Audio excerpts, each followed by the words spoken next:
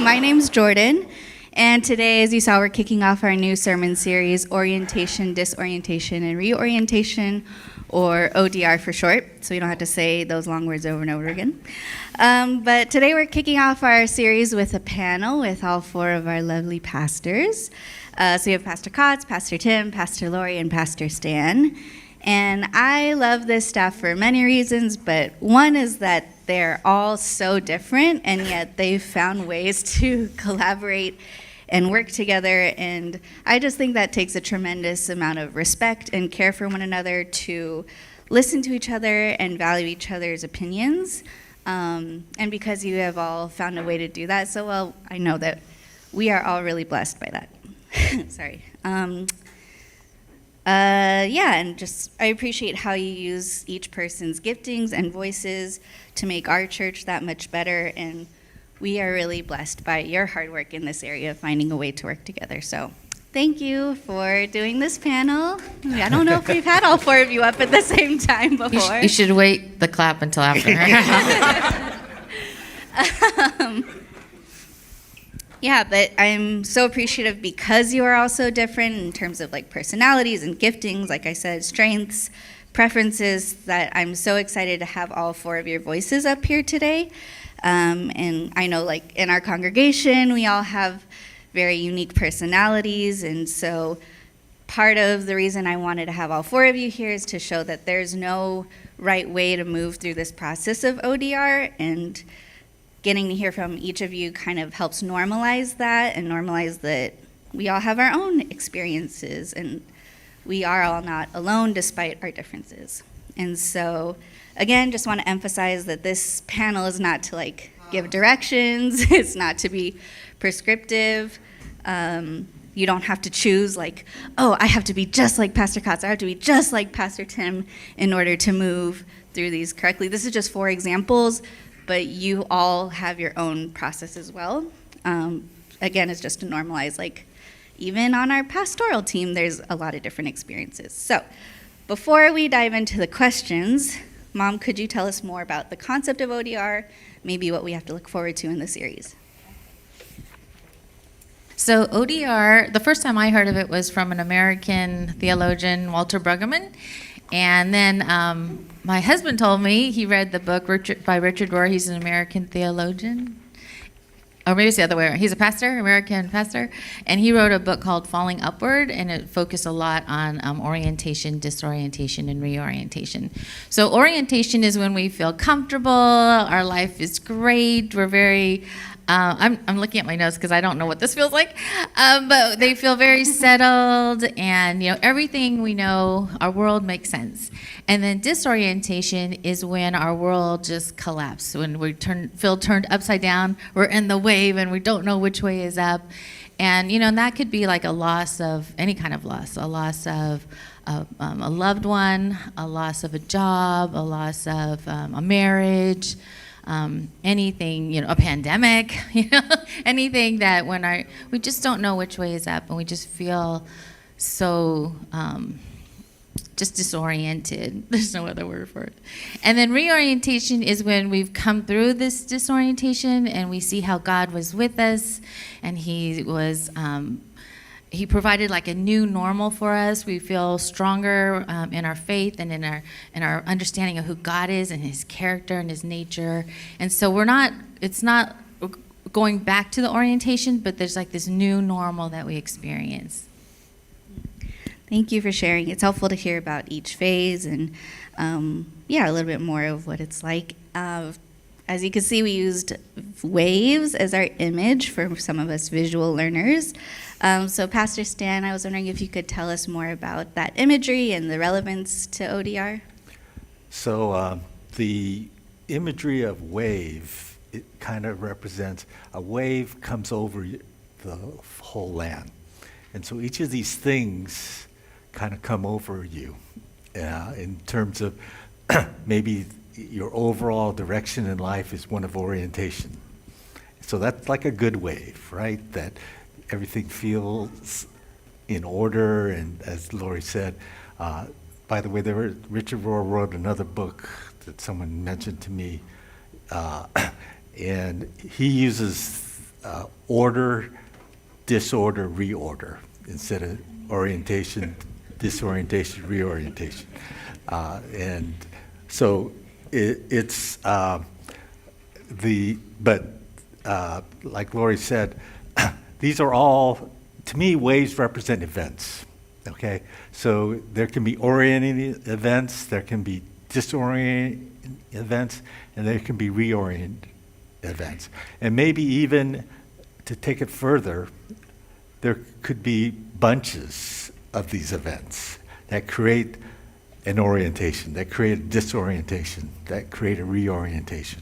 So it's not any single necessarily thing, even though we're going to focus in on a single event on this panel, but it is an overall experience of where you are experiencing life.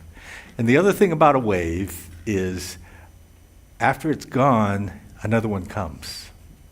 And so it's not like you hit a wave and then that's it. Another one comes.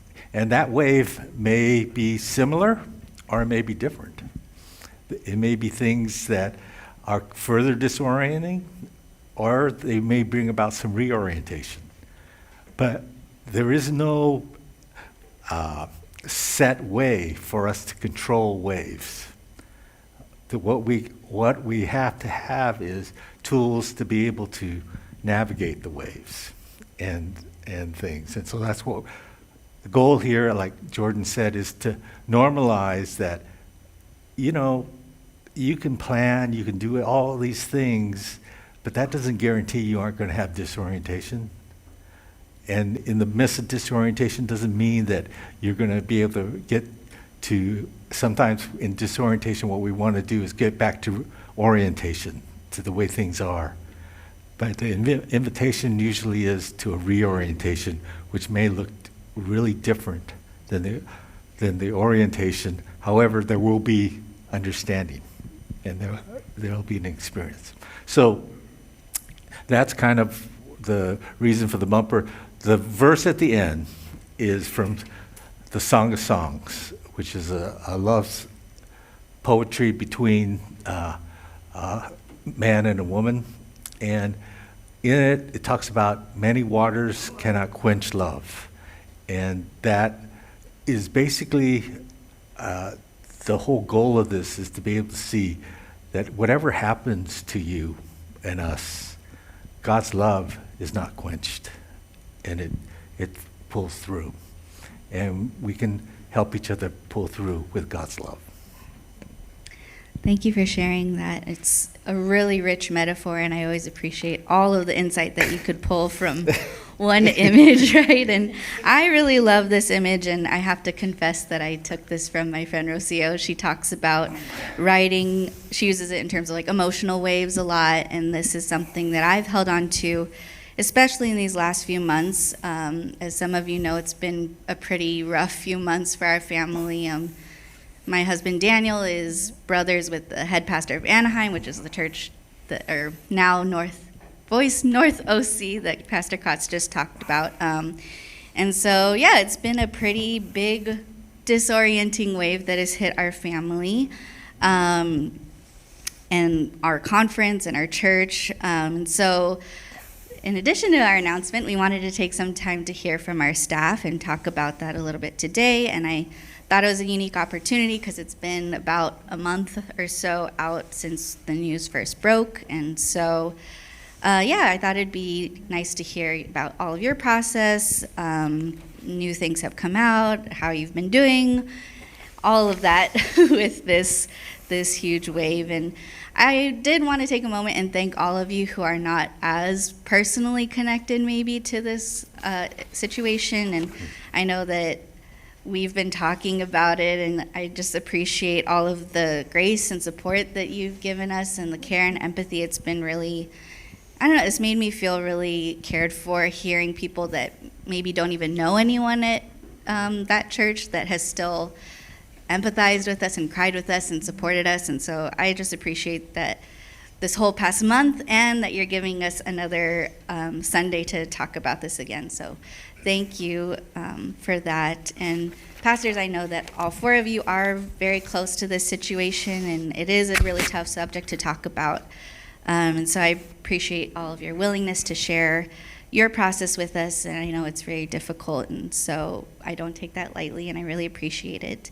And for the rest of us, as we hear them share, I hope that we have open hearts and can hold their processes and their hearts with love and care, and it's not to hear and judge others or judge ourselves against them and how we're processing it, because again, there's no right way to feel or move through this process of ODR. And yeah, I just want to thank you again for modeling for us that concept today. And I hope that at least we'll normalize a wide range of feelings, and that no matter what season you're in, that all of you feel less alone. And so all of you can answer this first question. But like I said, we all kind of experience this wave, but again, you are all pretty different, and so I'm curious how each of you experienced it, and what was your response? How are you processing all of it? We could start with Kotz. Oh. That's why we had you sit over there. Oh, I thought we were just saying most intelligent to thoughtful to least. Okay. Okay. My first reaction was, and I'll be honest with you guys, I really didn't think much of it. I'm like, oh, that sucks, that's what I thought. It doesn't affect us. So I was kind of separating myself from it. And then I started hearing stories. I got emails. I got a lot of calls and texts from people from over there who are close friends of mine. So Kevin, the senior pastor I was let go, used to be at this church as our youth pastor. And he was also one of the best men at my wedding. And he's the one that invited me to church when I was in high school. So my faith journey started with him. And so finding out that affected him in such a terrible way. And then we have some of the guys that used to come to this church who got married and moved over to that church. They started telling me how much it hurts. And then after that, I started getting emails about, be careful, you could be next. And oh no, right?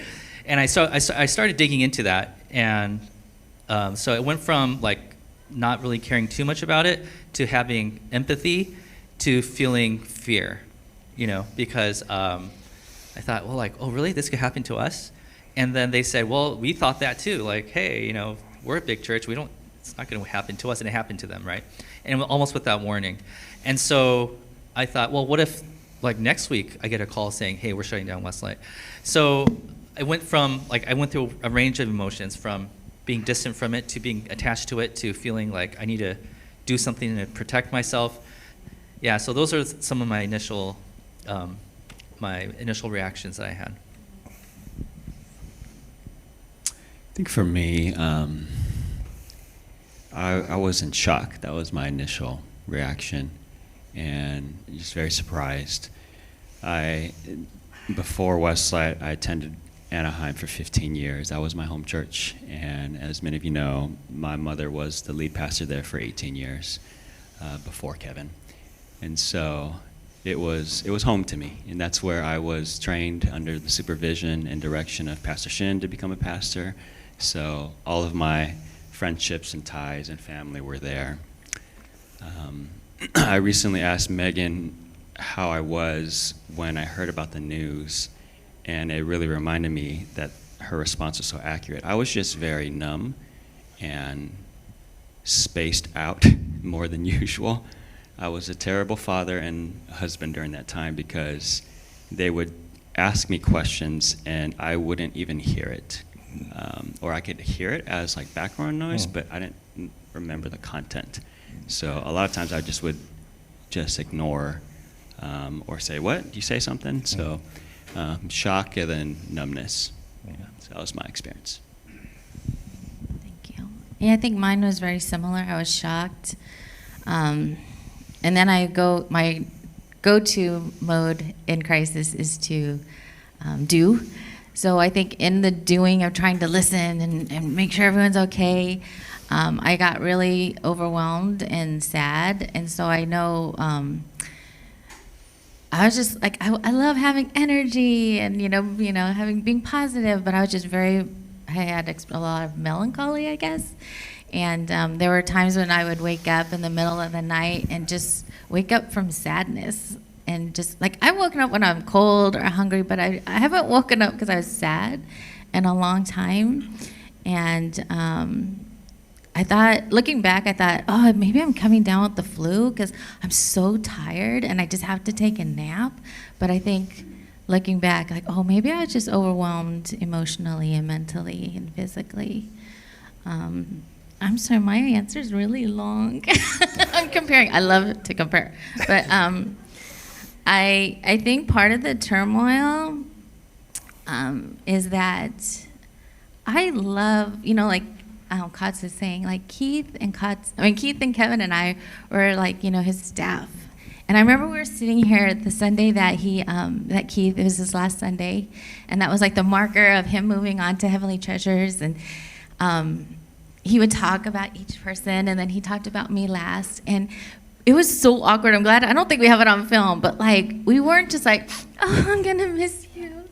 We were like bawling. Like, we were like, this is what, we're so sad. And it was just really the end of our time together and that season. And so for me, I think the turmoil that I experience is, I love Keith, and I know Kevin his whole life, and I love the Anaheim church. And so it's so hard for me because I feel this, like, I need to take sides, but I can't because I love each one of them so much. And so that's been hard for me. I think that's probably been the hardest. And I had to confess that there's a lot of shame in this, but, people will talk about the different transitions that happened that were horrible. And I was on the Meg. I was one of them, when some of these transitions happened. And I think there's things that I loved serving on the Meg committee, because I got to meet with the pastors and walk with them in their ordination process. But there were hard conversations. And so I feel like I understand the conversations that happened at the table. But at the same time, I felt a lot of frustration and anger because there wasn't a lot of compassion and empathy for the people in the church. And so I think since that time, I've been trying to just process and grieve, like, and my poor husband, because, I would just come home from those meetings, they don't see the people, they don't hear the people or the pastors, and so there was just a lot, because in top-down leadership, that doesn't happen. And so I think ever since that time, I've just been, a lot of my work has been grieving that, being angry and bargaining and being depressed and sad at the reality of what the leadership is like. And I think I'm a big picture person, so the way I see it is like what's been happening at those churches, and I tried to share this with the Meg, but I feel like that's a symptom of a bigger problem that we see in the PCJC, the FMC USA, but even in the church, capital C church. And there's and that's why I think a lot of people don't want to come to church, right? Because it's just an institution that it doesn't really see and hear the people. And so that's just kind of how I have been processing it, and dealing with my own shame of like, could I have said more? Could I have done anything else? But then seeing like what's happening, like, okay, no, like I'm just one person, and I don't think it would have made a difference. But so as I think, I'm just rambling now, but I feel like we're in this unhealthy system, and it's hard to be a pastor in a church when you're like, the church as an organization or a system is unhealthy.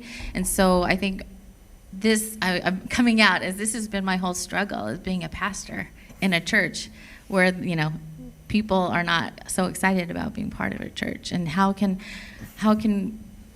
I think that the only thing we can't control the Big C church, but we can control Westlight. And I think that's why I'm so passionate about love and health, because we can have our little space of love and health within the unhealth as much as possible.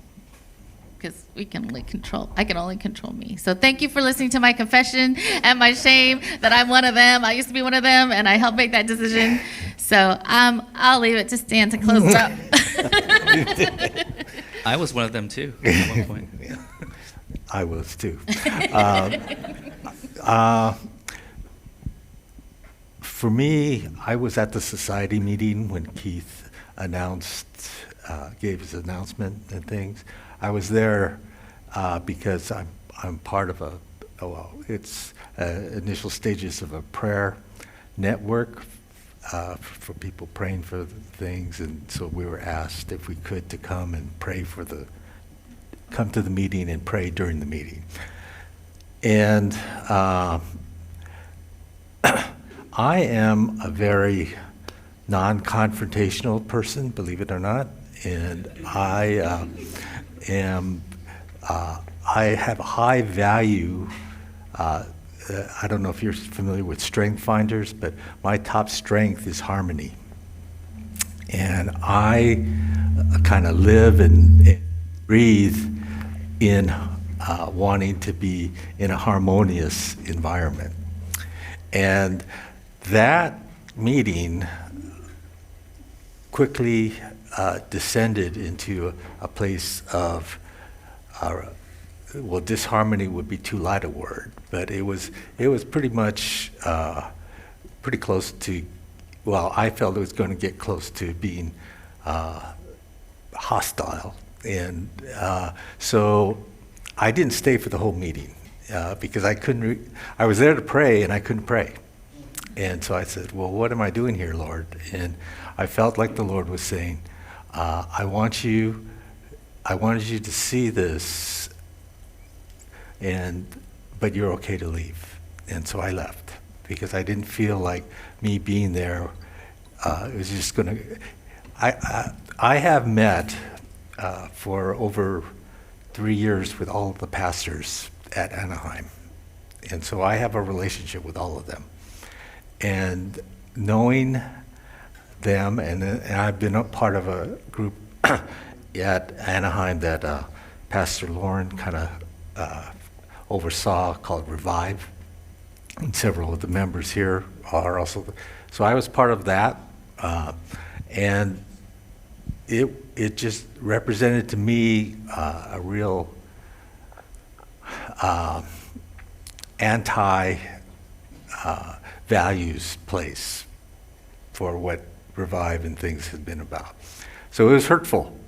I was very hurt. I was very sad. Kind of like Lori, I felt overwhelmed with what am I supposed to do with this? And frankly, the tiredness came right away and said, I don't want to fight anymore. I just want to. My response to this, being a harmonious person, is to detach from where there is conflict. I'm going to look for a place where I can just kind of hide, right? And I relate a lot with Elijah, right? That he went through this great victory, and then he gets one threat, and he runs away and things. And so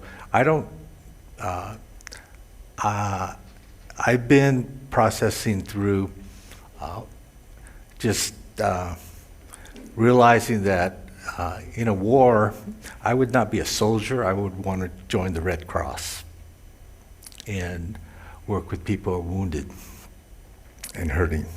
And that's kind of the way I've been processing things, is because I continue to hear things and meet with people who are wounded and who have things. Just to close, I was also part of several closings of churches. I was there was a church in Pasadena called The Voice, or not The Voice, it was Voice Church. One Voice, right? And that was hard to have to tell people we aren't going to be. And part of that church, part of that church had gone through a similar thing to.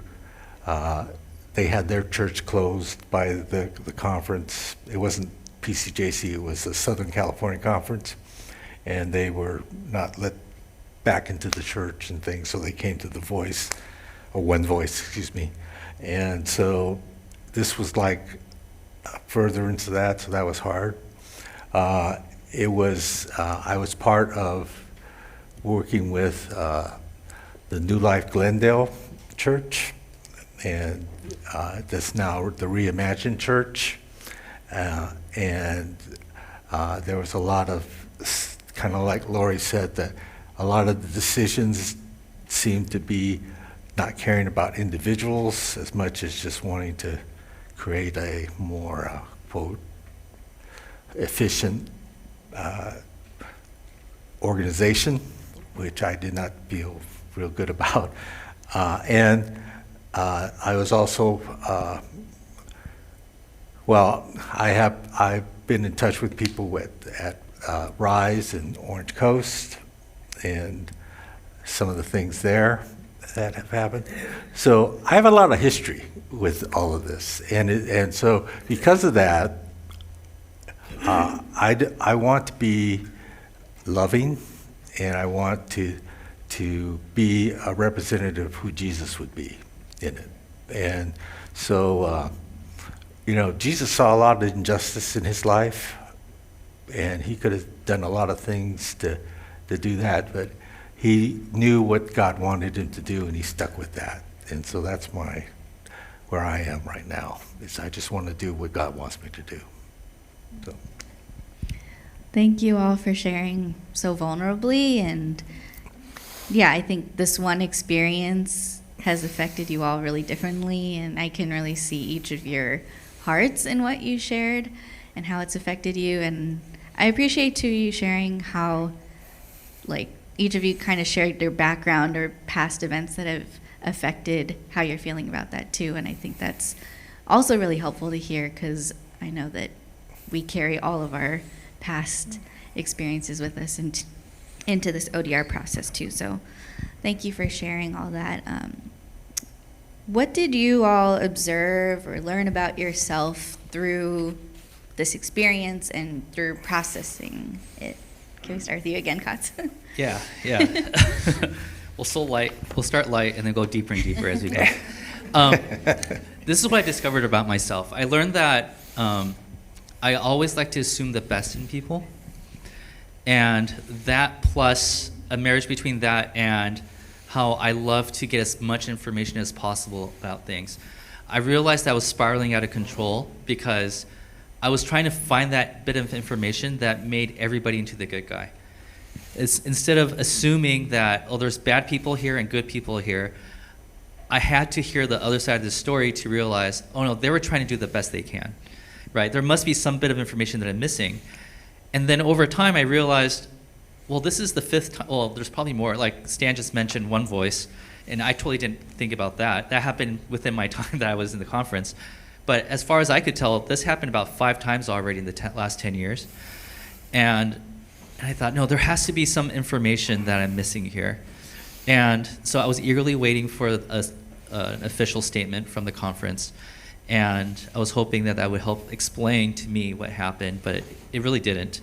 So I learned that in search of more information, I could totally get lost and spiral out of control and eventually fall into a place of just being paralyzed. So yeah, as you guys probably know, I love to research. I love to do history, like learn from history. So that's the second thing I did, is I started looking into church history, like going several hundred years back, like 1,000 years back or whatever, seeing if stuff like this ever happened and how they justified it. I mean, if it's an institution that exists today, there must be somebody along the line that said, no, this is a good idea, and everybody said, we vote in favor of that. So I was looking for that bit of information, and I got lost in that. So I've learned that, trying to gain too much information could be paralyzing for me. And because I'm hoping to find that thing that doesn't paint anybody as the bad guy. So I think I might be too much of an optimist, maybe? I don't know. So that's what I'm processing through right now. Yeah. Have you all heard of internal processors and external processors? So the former, internal processors, meaning when something happens, you emotionally process it through it yourself, and then you can speak to others about it. The latter, emotional processing, meaning once you're hit with something, you need to talk to somebody immediately. I always thought that I was perhaps the latter. Like, I typically feel like I have good contact with my emotions and I can express it. But earlier in my first response, I mentioned that I was pretty sad, and I think that was the motivation for the numbness that I felt. And I noticed that there are specific emotions that I can internally process, but others I can externally process. And so when I'm angry, I'm the type, like, if I have conflict with Megan, she knows I need to settle it immediately. Like, I hate giving space to Megan. That's my growth edge. And I just need to hash it out and talk about it then and there. And that is maybe me externally processing my anger. When it comes to sadness, I think it's the other way around. I just need my time to myself for me to wrestle with it, and then I can finally speak to others. And so thankfully Megan was aware of that, and she gave me some space for me to just process my sadness, and then I was able to eventually speak to it. So that's what I learned about myself. I think I learned that since I've been grieving for a long time about what the church is like or what our leadership is like, I learned that, a lot of hard work and money and investment in paying for my therapist and growth coach and leadership coach, it was worth it. It's working.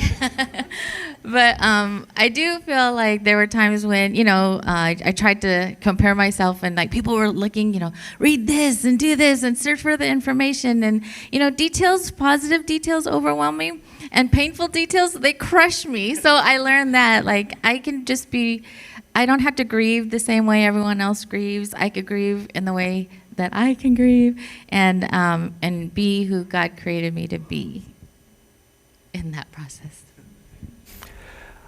I learned that I can't do this by myself. And so I'm very appreciative of the pastoral team to be able to walk through this. I think if I were a pastor all by myself, it would just overwhelm me, because I wouldn't know where to go, basically. And so that's what I learned, is that this is God's gift to me, and I appreciate it, and I'm thankful for it. And the other thing I became very aware of, just how ingrained this harmony thing is in me, and not to let that affect what might be best for the church and things. And so that's where my struggle, my growing edge, as Tim puts it, is in this, is because my tendency is always going to look to, well, is there some way we can just slow this down and maybe have some peace in this and not always have to be moving? There may or may not be, and I need to be able to follow the Lord. So. Thank you very much, all of you, for sharing.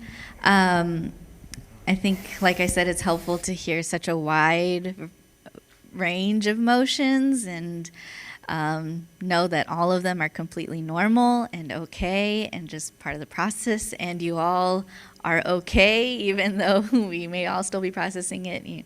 You're surviving all of these really heavy emotions, and I know that this doesn't even cover all of our experiences, whether it's in relation to Anaheim or whatever season that we may be in right now. And so kind of to help us transition to general application, I thought I'd ask Tim, who's very good at articulating this, when something traumatic does happen, in general, not just to Anaheim Church, how do we approach it? How do we get our bearings and not be overwhelmed by the wave? Where do we start? So, Tim, can you share your thoughts about this? Okay, this is a big oversimplification, but there's this part of our brain called the amygdala, which is in the mid part of our brain. It's, in a large part, responsible for emotional processing. Now, when trauma occurs, that part of our brain gets overburdened, and to the point where it can't function as well as it used to. So as a way to compensate, the frontal lobe, which is your critical thinking, judgment, decision-making, takes over. And so what's happening is your frontal lobe sings really loudly, but your midbrain amygdala doesn't sing as well. And there's what we call the disintegrated self. So the two areas of your brain aren't really integrating as they once did before. And so for me, that resulted in numbness, where I only could think and problem solve, sort of like do the research like Kotz did, think about all the different angles, so on and so forth. I couldn't touch my sadness because my amygdala was just overloaded. That's an oversimplification of what happens in our brain. Stan, when you were talking about the waves, I was thinking about how a couple years ago, I really got into bodyboarding. So I got a wetsuit and everything, and why are you laughing? We should add that to our bumper. It's not a pretty image, sorry. So I really got into it, and I went with my good friend Jonathan, who was a surfer. And I didn't know this, but surfers, they make fun of bodyboarders. Anyway, but surfers, so I went with him, and I was just getting thrashed by the waves. And I realized one thing he taught me is that waves come in sets. He said they come in like sets of like 4 or so, and then there's a calm, and then you have to wait for the next 4. So what would happen is I would take like the first or second wave, and then I would go underwater, and I'd be floundering, and then I would try to go up for air, but then the third or fourth wave would just come and crash me again. And then I looked over at Jonathan, and he would mostly ride most of the waves, but then after the first time he stumbled some, he stayed under the water until the set was over. And so I would talk to him about that, and he said, yeah, you just wait, and it sounds counterintuitive, you just hold your breath, you just wait underwater, and sometimes it's helpful, he said, to even go lower, because it's safer when you're deeper, because the waves, of course, crash on the surface. I thought that was so cool to learn. And it didn't change sort of the capacity of my breath, but what it did is it gave me an awareness of the process of what happens. And so I say that because when trauma occurs, there's going to be like that disintegration that I talked about. There's going to be this time when you can't access your emotions, you're going to be numb, you're going to be detached, and you really can't fight through it. And if you do it, it's going to be akin to just sort of rising in the wave, and you're going to get hit again by the next wave. So my suggestion is to accept the fact that that's going to be your state for a while, and try to realize that this is going to occur for a while, and hold your breath. And when the water clears, when there's safety, when you feel, oh, I think I could, talk about my sadness, or I think I can share with others about what I'm experiencing, then that's your green light to do so. And so that's a practical application for me. When you find somebody, or when you feel inside that you're ready, then find a trusted other, talk to them, talk to a professional, talk to a spouse or partner, and then when you're ready, you can speak about your emotions. Thank you. That's so helpful, and the image of the wave is really helpful too. I love that you're expanding on that, and I know, Pastor Stan, that's something you have already talked about and you talk about a lot, is how having safe people and not going through this alone is really important. And even you touched on, I know we've made jokes about how we're comparing everybody sharing, but like you said, we need each of you to be you and move through your process, and that is the beauty of each of this team and what you bring to our church. And so, Pastor Stan, could you talk about why it is so important when we're ready to lean on one another and to not go through this alone? Yeah, these chairs have 4 legs, and you could probably, if one chair didn't have a leg, you could probably sit in it, but you'd have to overcompensate and things. And that's what happens when we don't have people in our lives, that we can try to sit on our handle, or to use Tim's example, be in the wave, without really having all of the resources and facilities that God has provided for us. And so that's why it's important. Each of you is important because each of you represent a leg for somebody else. And they represent legs for you. And so it's really important if we're all going to be able to sit, which is like a harmonious kind of thing, right? That if we're all able to sit, then we need to have each other, and we need to be supporting one another. And kind of the other thing about being able to support one another is it helps us realize that we don't have to do this all by ourselves. You know, God never intended each of you to live your life all by yourself. He intended you to live in a community. This morning we were talking about having a home. Well, a home is a group of people living together and being able to support one another, right? And so that's what we're designed to do, and that's what we need to do. And Jesus actually put that as one of the things when his group was going to be facing a very traumatic event, his death. The last thing he did with them all was he had what we now call communion, or Eucharist. And so he did this, he said, to remember him.